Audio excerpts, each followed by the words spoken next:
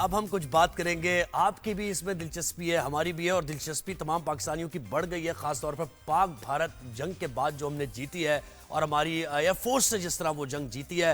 तो सभी देखना चाहते हैं कि इनकी एयरफोर्स के पास क्या सलाहियत है, क्या महारत है, क्या क्राफ्ट है इनके पायलट्स के पास। तो हम जनाब बरतानिया में royal international air tattoo show में पाक फजाइया के लड़ाका तैयारे भी शिरकत कर रहे हैं।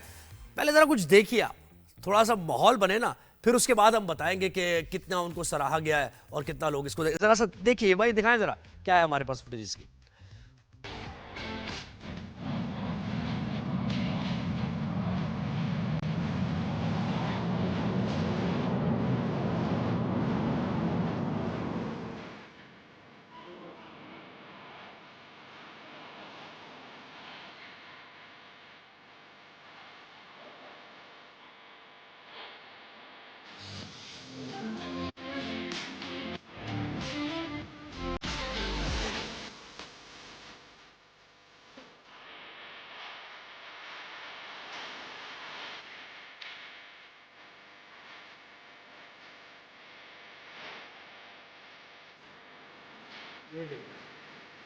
देखिए, हवाओं का सिपाही हूँ, शाहीन हूँ। तो पाकिस्तान एयरफोर्स का एयर जो कंटिजेंट है वो पहुंच गया है यूके, और इसमें जनाब JF-17 थंडर है, और इसके साथ साथ हरक्यूलिस ट्रांसपोर्ट एयरक्राफ्ट C-130 भी मौजूद है, और PF IL-78 ये एरियल टैंकर है जो कि फ्यूलिंग करता है JF-17 थंडर की। रडर सिस्टम्स भी हमने दिखाए हैं, तो बहुत ज़्यादा तवज्जो का मरकज़ रहा है। इस पर हम बात करेंगे। और एक और चीज़ है, पाकिस्तान की जो PIA की परवाज़ें हैं वो बहाल होना शुरू हो गई, इंटरनेशनल परवाज़ें, और इसमें ये मैनचेस्टर के लिए फैसला हो गया है कि अब परवाज़ अब ये कब जाएगी। इसका हीथ्रो पे भी बात चल रही है, लंदन पे भी बात चल रही है, तो ये भी खुशाइन है बात हमारे लिए। तो एयर शो पर ज़रा मज़ीद बात करते हैं। Air commodore retired Khalid Chishti साहब ने हमें ज्वाइन किया। खालिद साहब बहुत शुक्रिया, आपने वक्त दिया। Sir good morning.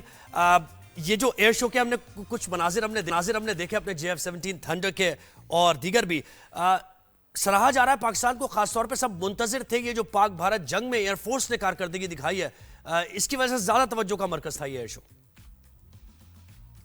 बहुत शुक्रिया ज़ुहैर मुझे इनवाइट करने का। और यहाँ से मैं क्योंकि कनाडा में हूँ और यहाँ पे 12 घंटे का फर्क है, तो it's good evening from here. और मैं कुछ लेक्चर्स के लिए वो जो जिस सिलसिले में बात होती रही है पाकिस्तान में भी मैं आज कल आया हूँ।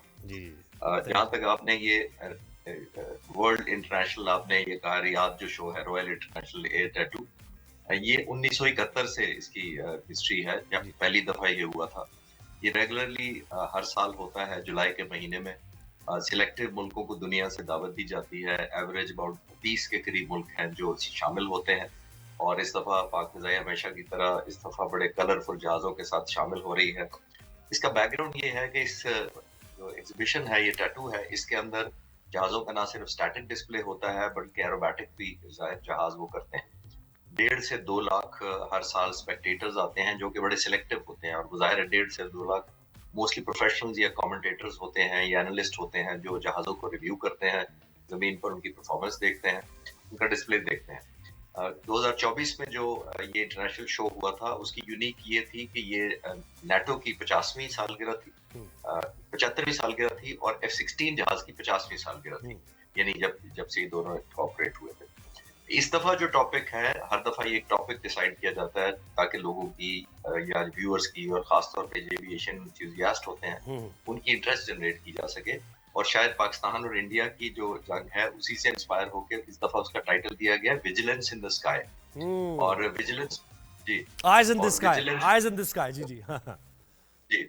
और जिसका मतलब ये है, sorry I am sorry, eyes in the sky, which means, जिसका मतलब है, जी बिल्कुल, I stand corrected, eyes in the sky, जिसका मतलब है कि विजिलेंस है, विजुअलाइजेशन है, हवा में एक सर्विलेंस, इसको मौजू बनाया गया इस दफा।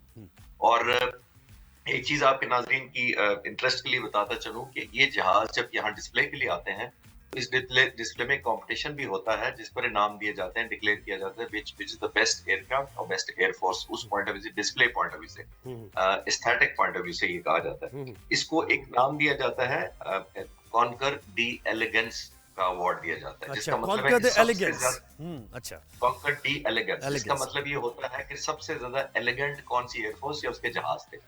जिसकी क्राइटेरिया ये होता है, सिर्फ जहाजों का नहीं होता है। वो जो इन जहाजों का जब डिस्प्ले होता है तो उसकी टीम भी शामिल होती है। वो टीम की बॉडी लैंग्वेज, उनकी यूनिफॉर्म, उनकी इंटीग्रेशन और उनकी जो अपनी कनेक्टिविटी होती है अपने जहाजों के साथ, यानी उसको कितना ऑब्जर्व किया डवटेल्ड जाता है है। ये पूरा पूरा वो सारा, यानी कितना डवटेल्ड है, जी। बिल्कुल बिल्कुल।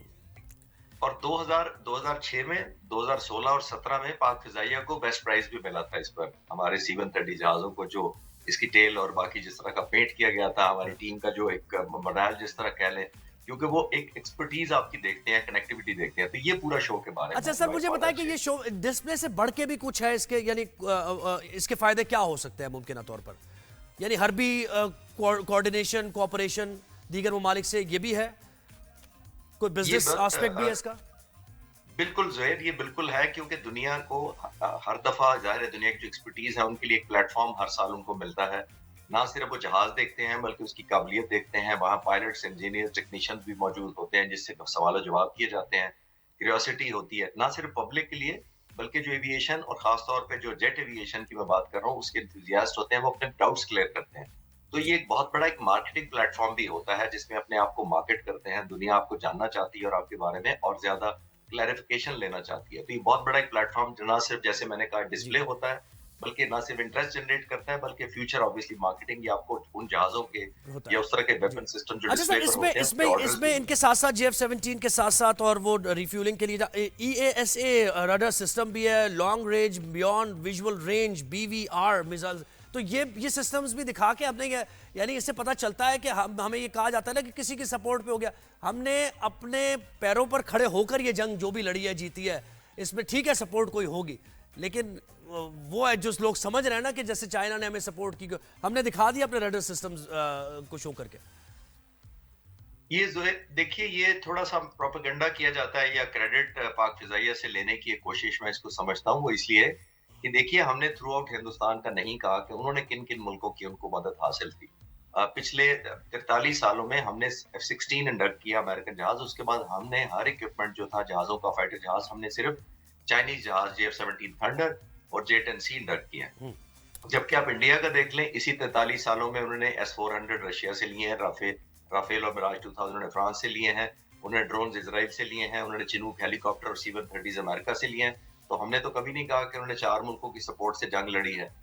जंग जिससे मर्जी आप इक्विपमेंट ले लें, असल जंग आपने खुद लड़नी होती है और अपने एम्प्लॉयमेंट खुद, अपने इनोवेशन तरीके से आपने जंग करनी होती है और सरप्राइजेस देने होते हैं एनिमी को। तो ये इसको मैं बिल्कुल नहीं मानता और आप समझ पा रहे होंगे जिस सेंस में मैं कह रहा हूँ जी जी कि बिल्कुल। जहाज और वेपन जिस मुल्क के आप ले लें, लेकिन आपने खुद एम्प्लॉयमेंट कितनी की है, कितना इफेक्टिवली उसको फाइट बैक किया है और कितनी स्ट्रैटेजी की है और आपकी अपनी मास्टरी क्या थी, अपनी स्किल कितना अबूर था आपको। At the end of the day वो काउंट होता है। तो इसमें सर इंडिया की कोई पार्टिसिपेशन नहीं हुई क्या? इतना डिमोरलाइज हो गया ये, क्या क्या हुआ है? नहीं, मेरा इस दफा इंडिया का जब मैं पढ़ रहा था, मैंने बड़ी रिसर्च करने की कोशिश की कि इंडिया का क्यों नाम नहीं है। तो इंडिया के नाम के आगे मुझे जो उनकी वेबसाइट पर मिला उसमें लिखा था नॉट पार्टिसिपेटिंग। नॉट शायद इंडिया इस पार्टिसिपेटिंग। वक्त और बड़ी मसरूफियत है, अपनी एयरफोर्स को इम्प्रूव करने में लगे होंगे। हो सकता है हाँ उन्होंने सोचा हो कि इस वक्त हमारी प्रायोरिटी नहीं है कि दुनिया को दिखाएं। और जब आप इस हालत में होते हैं, जब जिस माइंडसेट में इस वक्त हैं, तो शायद आप फेस भी नहीं करना चाहते पब्लिक को, 1.5-2 लाख लोगों को। बिल्कुल ऐसे, बिल्कुल। बहुत शुक्रिया सर, आपने वक्त दिया।